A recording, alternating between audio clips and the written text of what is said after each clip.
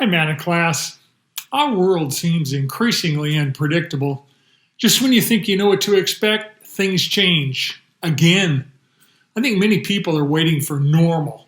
They're waiting for a vaccine, waiting for a job, waiting to hug their grandchildren, waiting to go into a classroom, waiting for take a vacation, waiting to pick up their life really where they left it off before. But the truth of it is, change is normal, and so is waiting.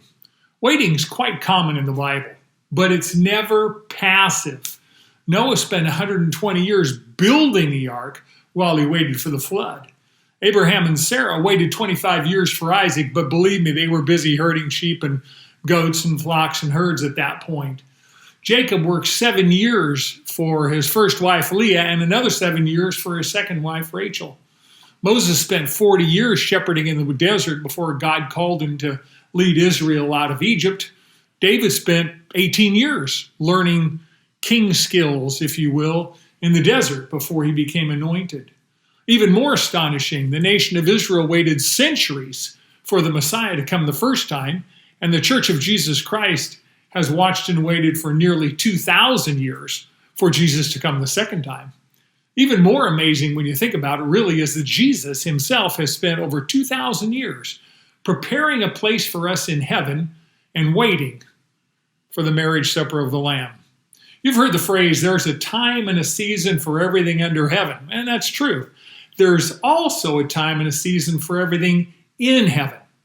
You know, we pray the Lord's Prayer that says, your will be done on earth as it is in heaven, and that's true, but that also means your time be done on earth as it is in heaven. God's will is expressed in God's time, and our time is obviously not his time. His time is perfect, and in his wisdom, he often makes us wait, and it feels that's where we are today.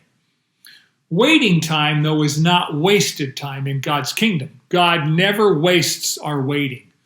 God uses that waiting time to draw us closer to himself and to shape us more like Jesus. See, we want to avoid waiting. God often arranges for us to wait. James 5:7 says, therefore be patient, brethren, until the coming of the Lord.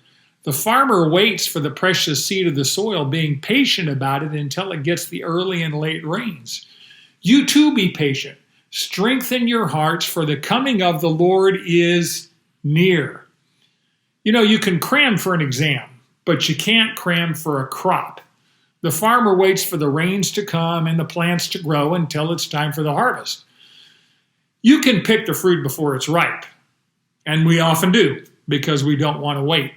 You know, the difference between sour grapes and sweet grapes is really only a matter of a few more days on the vine. Grapes only ripen on the vine. When you pick them, they're as ripe as they're going to be. They never ripen after they come off the vine, and they only rot after that. So if you pick grapes early, what you get is sour grapes. Life is kind of like that. If we wait for the Lord, in the end, in his time, life will be sweet. James says, be patient, brethren, until what?